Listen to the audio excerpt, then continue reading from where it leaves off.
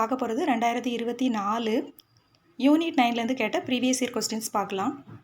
நியூசிலாந்தின் புகையில்லா சுற்றுச்சூழல் மசோதாவை பற்றிய பின்வரும் கூற்றுகளில் எவை உண்மையானவை?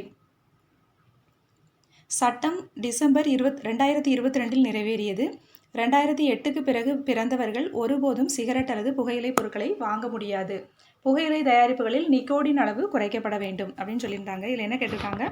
நியூசிலாந்தின் புகையில்லா சுற்றுச்சூழல் மசோதாவை பற்றிய பின்வரும் கூற்றுகளில் எது உண்மை? இந்த சட்டம் எப்போ நிறைவேறியது? 2022 டிசம்பர். 2008க்கு பிறகு பிறந்தவர்கள் ஒருபோதும் சிகரெட் அல்லது புகையிலை பொருட்களை வாங்க முடியாது. புகையிலை தயாரிப்புகளில் நிக்கோடினின் அளவு குறைக்கப்பட வேண்டும். ஆன்சர் டி 1, 2, 3 மூணுமே கரெக்டு. அடுத்து ஜூன் 2022 எந்த நகரம் சுத்தம் செய்வதற்கும் அவற்றை குப்பைகள் இல்லா பகுதியாக்க தமிழ்நாட்டில் இயக்கம் தொடங்கப்பட்டது அப்படின்னா தூய்மைக்கான மக்கள் இயக்கம். 2022 ஒரு திட்டம் கொண்டு வந்தாங்க. என்ன அப்படின்னா நகரங்களை சுத்தம் செய்வதற்கும் அவற்றை குப்பைகள் இல்லா பகுதியாக்க தமிழ்நாட்டில் ஒரு இயக்கம் தொடங்கப்பட்டது. அது எந்த இயக்கம் அப்படின்னா தூய்மைக்கான மக்கள் இயக்கம். எப்போ? 2022 ஜூன். நிதி அமைச்சகத்தின் செலவின துறையானது எதை ஏற்படுத்துவதற்கு விரிவான வழிகாட்டு நெறிமுறைகளை மாநிலங்களுக்கு வழங்கியுள்ளது அப்படின்னா ஒற்றுமை வணிக வளாகம், யூனிட்டி மால். நிதி அமைச்சகத்தின் செலவின துறையானது எதை ஏற்படுத்துவதற்கு விரிவான வழிகாட்டு நெறிமுறைகளை மாநிலங்களுக்கு வழங்கியுள்ளது? ஒற்றுமை வணிக வளாகம். பின்வருவனவற்றுள் ஏக் பாரத் ஸ்ரேஷ்தா பாரத் திட்டம் பற்றி எந்த கூற்று சரியானது அப்படின்னு கேட்டிருக்காங்க. 1, 2 மட்டும் கரெக்டு. ஏக் பாரத் ஸ்ரேஷ்டா அப்படின்னா ஸ்ரேஷ்டா பாரத், ஏக் பாரத் ஸ்ரேஷ்டா பாரத் அப்படின்னா என்ன அப்படின்னா சர்தார் வல்லபாய் பட்டேலின் 140வது பிறந்தநாள் அன்று அறிவிக்கப்பட்டது. நமது தேசத்தின் ஒற்றுமை மற்றும் பன்முகத்தன்மையினை கொண்டாடுவதே இதன் குறிக்கோள். ஏக் பாரத் ஸ்ரேஷ்டா பாரத் அப்படின்னா என்ன அப்படின்னா சர்தார் வல்லபாய் பட்டேலின் 140வது பிறந்தநாள் அன்று அந்த திட்டம் அறிவிக்கப்படுது. நமது தேசத்தின் ஒற்றுமை மற்றும் பன்முகத்தன்மையினை கொண்டாடுவதுதான் இதனுடைய குறிக்கோள். ஆன்சர் சி 1 மற்றும் 2 கரெக்டு. இந்தியாவில் டேஷ் பள்ளிகளின் அடிப்படை கல்வி தேவையினை பூர்த்தி செய்வதற்காக கரும்பலகை திட்டம் செயல்படுத்தப்பட்டது. எந்த பள்ளிகளினுடைய அடிப்படை கல்வி தேவையினை பூர்த்தி செய்வதற்காக கரும்பலகை திட்டம் கொண்டு வந்தாங்க அப்படின்னா ஆரம்ப பள்ளிகளின் அடிப்படை கல்வி தேவைகளை பூர்த்தி செய்வதற்காக. அடுத்து தர்மாம்பாள் அம்மையார். தர்மாம்பாள் அம்மையார் அப்படிங்கிறது என்ன அப்படின்னா விதவை மறுமணத்துக்காக கொண்டு வரப்பட்ட திட்டம் தான் தர்மாம்பாள் அம்மையார். ஈவேரா மணியம்மையார் அப்படிங்கிறது ஏழை விதவை தாயின் பெண்கள், அவங்களுக்கு திருமணம் செய்வதற்காக, ஏழை விதவை தாயினுடைய மகள்களுக்கு திருமணம் செய்வதற்காக கொண்டு வந்தது. அடுத்து டாக்டர் முத்துலட்சுமி நினைவு அப்படிங்கிறது பார்த்தோன்னா கலப்பு திருமணம். அடுத்து அன்னை தெரசாங்கிறது ஆதரவற்ற பெண்களுக்கான திருமண உதவித்தொகை திட்டம் தான் அன்னை தெரசா. முத்துலட்சுமி ரெட்டிங்கிறது கலப்பு திருமண திட்டம். Answer B.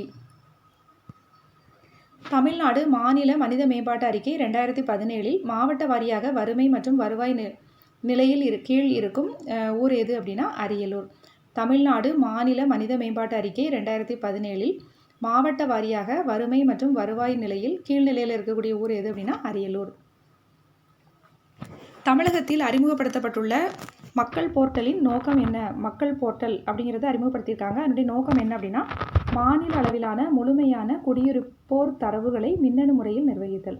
மக்கள் போர்ட்டலோட நோக்கம் என்ன அப்படின்னா மாநில அளவிலான முழுமையான குடியிருப்போர் தரவுகளை மின்னணு முறையில் நிர்வகித்தல். தமிழகத்தில் எந்த பயிர் உற்பத்திக்காக மிக அதிக அளவு நிலப்பரப்பு பயன்படுத்தப்படுகிறது அப்படின்னா நெல். எந்த பயிர் உற்பத்திக்காக மிக அதிக அளவு நிலப்பரப்புனா நெல். ஸ்டெப் என்பது பெண்களுக்கு பயிற்சி மற்றும் வேலைவாய்ப்புக்கான ஆதரவை குறிக்கிறது. ஸ்டெப் என்பது பெண்களுக்கு பயிற்சி மற்றும் வேலைவாய்ப்புக்கான ஆதரவை குறிக்கிறது. அடுத்து ஒரு பொறுத்துக பேட்டி பச்சோ பேட்டி பதோ அப்படிங்கிறது என்ன அப்படின்னா அந்த திட்டம் அப்படிங்கிறது பாலின விகித முன்னேற்றம் மற்றும் பெண் கல்வி உறுதிப்படுத்துதல். பேட்டி பச்சோ பேட்டி பதோ அப்படிங்கிறது பாலின விகிதம் முன்னேற்றம் மற்றும் பெண் கல்வியினை உறுதிப்படுத்துதல். அடுத்து RESG அப்படின்னா என்னென்னா வளர் இளம் பருவ பெண்களின் ஒட்டுமொத்த முன்னேற்றம். வளர் இளம் பருவ பெண்களின் ஒட்டுமொத்த முன்னேற்றம். இது என்ன திட்டம் அப்படின்னா ராஜீவ்காந்தி இளம் பருவ மகளிருக்கான திட்டம். இந்த திட்டம் RESG ராஜீவ்காந்தியினுடைய இளம் பருவ மகளிருக்கான திட்டம். அதான் வளம் இளம் பருவ பெண்களின் ஒட்டுமொத்த முன்னேற்றம்.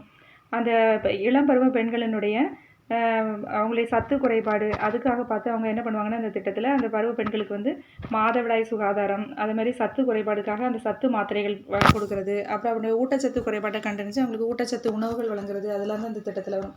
அடுத்து ஐஜிஎம்எஸ்ஒய். ஐஜிஎம்எஸ்ஒய் அப்படின்னா என்னென்னா கருவுற்ற மற்றும் பாலூட்டும் பெண்களுக்கு பண உதவி. இது என்ன திட்டம் அப்படின்னா இந்திரா காந்தி அதாவது மகளிருக்கான திட்டம். இந்திரா காந்தி அந்த ஐஜி இது எப்படி கண்டுபிடிக்கணும் அப்படின்னா முன்னாடி இருக்க இதை வச்சு தான் கண்டுபிடிக்கணும். ஆர்ஜி அப்படின்னா என்ன வருது? ராஜீவ் காந்தி அப்படின்னு வந்தால் அது என்ன திட்டம்? இளம் பருவ பெண்களுக்கான ஒட்டுமொத்த முன்னேற்றம். ஐஜிஎம்எஸ்ஒய் அப்படிங்கிறது இந்திரா காந்தினா கருவுற்ற மற்றும் பாலூட்டும் பெண்களுக்கு பண உதவி. அடுத்து உஜாவாலா திட்டம் எதுக்கு அப்படின்னா இழி வணிக தொடர்பு தடுப்பு.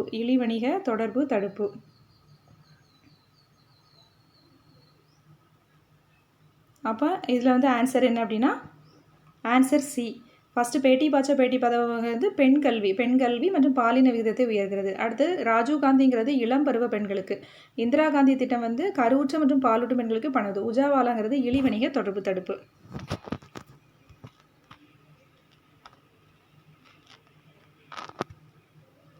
The number of seats in Tamil Nadu Legislative Assembly for SCs and STs. Seat அதாவது லெஜிஸ்லேட்டிவ் அசம்பிளி சட்டமன்றத்தில் தமிழ்நாடு சட்டமன்றத்தில் எஸ்சி மற்றும் எஸ்டியோடைய சீட் எவ்வளோ அப்படின்னா எஸ்சிக்கு வந்து 44, எஸ்டிக்கு வந்து 2. சட்டமன்றத்தில் எஸ்சிக்கு எவ்வளோ கொடுக்குறாங்க? எஸ்சிக்கு வந்து 44, எஸ்டிக்கு வந்து 2. அதாவது தமிழ்நாடு சட்டமன்றத்தில் பட்டியல் சாதியினர் மற்றும் பழங்குடியின மக்களுக்கான இடங்கள். ஏற்றுமதி தயாரிப்பு குறியீடு 2020 படி தமிழ்நாட்டில் ஏற்றுமதி மேம்பாட்டு கொள்கைக்கு எது ஒரு எடுத்துக்காட்டு அப்படின்னா தொழிற்சாலைகளுக்கான துறைவாரியான ஏற்றுமதி திட்டங்கள். ஏற்றுமதி தயாரிப்பு குறியீடு 2020 படி தமிழ்நாட்டில் ஏற்றுமதி மேம்பாட்டு கொள்கைக்கு எது எடுத்துக்காட்டு அப்படின்னா தொழிற்சாலைகளுக்கான துறைவாரி ஏற்றுமதி திட்டங்கள். தமிழ்நாட்டில் முதல் மகளிர் சபை கூட்டம் எங்கு நடைபெற்றது அப்படின்னா எப்போ நடைபெற்றதுன்னா 12 ஜனவரி 2014. தமிழ்நாட்டில் முதல் மகளிர் சபை கூட்டம் எப்போ நடைபெற்றது? 12 ஜனவரி 2024. இந்தியாவில் மாவட்ட அளவில் ஏற்றுமதியினை ஊக்குவிக்க மாவட்ட அளவில் ஏற்றுமதி வளர்ச்சி குழுக்கள் அமைக்கப்பட்ட நிலையில் இதனை அமைக்காத இந்திய மாநிலம் எது அப்படின்னா மேற்கு வங்காளம். இந்தியாவில் மாவட்ட அளவிலான ஏற்றுமதியினை ஊக்குவிக்க மாவட்ட அளவில் ஏற்றுமதி வளர்ச்சி குழுக்கள் அமைக்கப்பட்ட நிலையில் இதனை அமைக்காத இந்திய மாநிலம் எது அப்படின்னா மேற்கு வங்காளம். சர்வதேச அளவில் மக்கள் நல அரசாங்கம் கருதி உலக சுகாதார நிறுவனம் அறிவித்த நோயின் பெயர் எது அப்படின்னா மங்கி பாக்ஸ், அதாவது குரங்கம்மை. சர்வதேச அளவில் மக்கள் நல அவசரம் கருதி உலக சுகாதார நிறுவனம் அறிவித்த நோயின் பேர் வந்து மங்கி பாக்ஸ், குரங்கு காய்ச்சல், குரங்கு அம்மை. கிராம பெண்களை மேம்படுத்துவதற்காக மகளிர் திட்டத்தில் 4 முக்கிய கூறுகள் இருக்குது. என்ன அப்படின்னா சமூகம், அரசியல், பொருளாதாரம் மற்றும் கல்வி. கிராம பெண்களை மேம்படுத்துறதுக்காக மகளிர் திட்டத்தில் ஒரு 4 முக்கிய கூறுகள் சொல்லியிருக்காங்க. எதெல்லாம் அப்படின்னா சமூகம், அரசியல், பொருளாதாரம், கல்வி. 2011 மக்கள் தொகை கணக்கீட்டின்படி இந்தியாவில் எத்தனை சதவீதம் முக்கிய தொழிலாளர்கள் வேளாண்மை மற்றும் அதன் துணை துறைகளில் பணியாற்றுகிறார்கள் அப்படின்னா 48.9%. 2011 மக்கள் தொகை கணக்கீட்டின்படி இந்தியாவில் 48.9% மக்கள் வந்து வேளாண்மை மற்றும் அதன் துணை துறைகளில் பணியாற்றுகிறார்கள். இந்தியாவின் முதல் உள்நாட்டு கோவிட்-19 தடுப்பூசி எதுனா கோவேக்சின். இந்தியாவின் முதல் உள்நாட்டு தடுப்பூசி வந்து கோவேக்சின். தமிழ்நாடு ஒரு கண்டுபிடிப்பு அடிப்படையிலானது. டேஷ் மற்றும் உற்பத்தி மற்றும் சேவையில் வலுவான செயல்திறன் கொண்டது அப்படின்னா பொருளாதார உற்பத்தி மற்றும் சேவையில் வலுவான செயல்திறன் கொண்டது. தமிழ்நாடு ஒரு கண்டுபிடிப்பு அடிப்படையிலானது, பொருளாதார உற்பத்தி மற்றும் சேவையில் வலுவான செயல்திறன் கொண்டது. திருச்சிராப்பள்ளி சந்திப்பு தமிழ்நாட்டின் 2வது பெரிய ரயில் நிலையம் மற்றும் தமிழ்நாட்டின் பரபரப்பான ரயில் நிலையங்களில் ஒன்றாகும். திருச்சிராப்பள்ளி சந்திப்பு வந்து தமிழ்நாட்டின் 2வது பெரிய ரயில் நிலையம் மற்றும் தமிழ்நாட்டில் ஒரு பரபரப்பான ரயில் நிலையங்களில் ஒன்று. இதில் எது பொதுத்துறை அல்ல அப்படின்னு கேட்டிருக்காங்க. பொதுத்துறை அல்லங்கிறது டிஸ்கோங்கிறது பொதுத்துறை அல்ல. என்எல்சிங்கிறது என்எல்சி, செயில்ங்கிறது பிஎஸ்என்எல், இதெல்லாமே வந்து பொதுத்துறை. டிஸ்கோ அப்படிங்கிறது வந்து பொதுத்துறை இல்லை. சுய உதவி குழுக்கள் என்ற தலைப்பில் சரியான வாக்கியங்கள் எது? 1 மற்றும் 2 கரெக்ட். பெரும்பாலான சுய உதவி குழுக்களில் 10 முதல் 20 பெண் உறுப்பினர்கள் இருப்பாங்க. சுய உதவி குழுக்கள் எதுக்காக வச்சுருக்காங்க அப்படின்னா சிறு சேமிப்பை அதிகரிக்கிறது. சுய உதவி குழுக்கள் தாங்களே நிர்வகித்துக் கொள்ள முடியாதுன்னு சொல்லியிருக்காங்க. ஆனால் சுய உதவி குழுக்கள் வந்து தாங்களே தான் வந்து நிர்வகிக்கிறாங்க. அப்போ இதில் எதெல்லாம் வந்து கரெக்டானது அப்படின்னா பெரும்பாலான சுயோதய குழுக்களில் 10 முதல் 20 பெண் உறுப்பினர்கள் இருப்பாங்க. சிறு சேமிப்பை வந்து அதிகரிக்கிறது. கீழ்கண்ட தொடரிலிருந்து சரியான விடையினை தேர்ந்தெடுக்கவும். தமிழ்நாட்டில் மக்கள் தொகை அடர்த்தி குறைவாக உள்ள மாவட்டம் எது அப்படின்னா நீலகிரி. தமிழ்நாட்டில் மக்கள் தொகை அடர்த்தி குறைவாக உள்ள மாவட்டம் வந்து நீலகிரி. இந்தியா அளவில் மக்கள் தொகை அடர்த்தி குறைவாக உள்ள மாநிலம் எது அப்படின்னா அருணாச்சல் பிரதேசம், 17 பேர். புலம்பெயர்ந்தோர் பதிவில் முன்னிலை வகிக்கும் மாவட்டம் எது அப்படின்னா சென்னை. புலம்பெயர்ந்தோர் பதிவில் முன்னிலை வகிக்கும் மாவட்டம் சென்னை. NH-44 தமிழ்நாட்டில் மிக நீளமான நெடுஞ்சாலை ஆகும். இது ஓசூரிலிருந்து கன்னியாகுமரி வரை செல்கிறது. NH-44 அப்படிங்கிறது தான் தமிழ்நாட்டின் மிக நீளமான நெடுஞ்சாலை. இது ஓசூரிலிருந்து கன்னியாகுமரி வரை செல்கிறது. பிரிட்டிஷ் அரசாங்கம் மறைமுகமாக இந்தியர்களின் முன்னேற்றத்துக்கு உதவியது. அது எதுக்கெல்லாம் உதவுச்சு அப்படின்னா பாடசாலைகளை நாடுல நிறுவனாங்க. அப்புறம் புதிய தொழிற்சாலைகளை அமைச்சாங்க. அப்புறம் போக்குவரத்து வசதி செய்தாங்க. புதிய தேவாலயங்கள் நிறுவியதன் மூலம் கொடுத்துருக்காங்க. அதாவது இதில் என்ன கேட்டிருக்காங்க, இந்தியர்களின் முன்னேற்றத்திற்குன்னு கேட்டிருக்காங்க. அதனால புதிய தேவாலயங்கள் நிறுவியது வந்து கிடையாது. பாடசாலைகள், புதிய தொழிற்சாலைகள், அப்புறம் போக்குவரத்து வசதி. பரவலான மாறுபாடுகளை காட்டும் மாநிலங்களை சரியாக பொறுத்துக. ஒப்பீட்டளவில் குறைந்த வருமானத்துடன் ஆனால் உயர் மனித வளர்ச்சி அது எது அப்படின்னா கேரளா.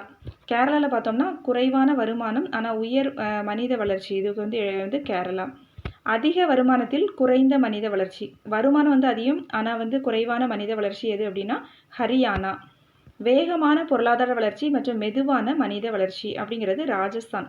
வேகமான பொருளாதார வளர்ச்சி, மெதுவான மனித வளர்ச்சி. பரஸ்பர மந்தமான வளர்ச்சி மற்றும் மனித வளர்ச்சி அப்படிங்கிறது பீகார். பரஸ்பர மந்தமான வளர்ச்சி. அப்போ ஃபஸ்ட்டு ஒப்பீட்டளவில் பார்க்கும்போது குறைந்த வருமானம் ஆனால் உயர் மனித வளர்ச்சிங்கிறது கேரளா. அதிக வருமானம் ஆனால் குறைவான மனித வளர்ச்சி அப்படிங்கிறது வந்து ஹரியானா. வேகமான பொருளாதார வளர்ச்சி மற்றும் மெதுவான மனித வளர்ச்சி அப்படிங்கிறது ராஜஸ்தான். ஏன்னா ராஜஸ்தானில் வந்து நிறைய வந்து பொருளாதார வளர்ச்சி வந்து நல்லா தான் இருக்குது, மனித வளர்ச்சி கம்மி. பரஸ்பர மந்தமான வளர்ச்சி மற்றும் மனித வளர்ச்சிங்கிறது பீகார். பீகாரில் வந்து வேலைவாய்ப்புகள்லாம் கம்மி, அதனால் மந்தமான வளர்ச்சி. கலைஞர் கருணாநிதி அவர்களின் 97வது பிறந்த தின விழாவின் போது தமிழ்நாடு அரசு எதை உருவாக்குவதாக அறிவித்தது அப்படின்னா சென்னையில் உயர்தர பல்நோக்கு மருத்துவமனை. கலைஞர் கருணாநிதி அவர்களின் 97வது பிறந்த தின விழாவில் தமிழ்நாடு அரசு எதை உருவாக்குவதாக அறிவித்தது அப்படின்னா சென்னையில் உயர்தர பல்நோக்கு மருத்துவமனை.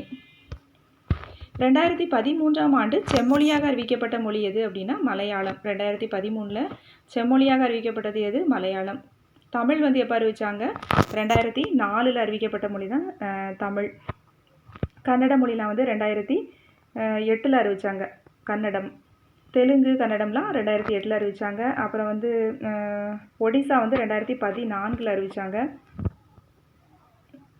தெலுங்கு, மலையாளம் வந்து 2013. மலையாளம் வந்து 2013, தமிழ் வந்து 2004 அறிவிச்சிட்டாங்க.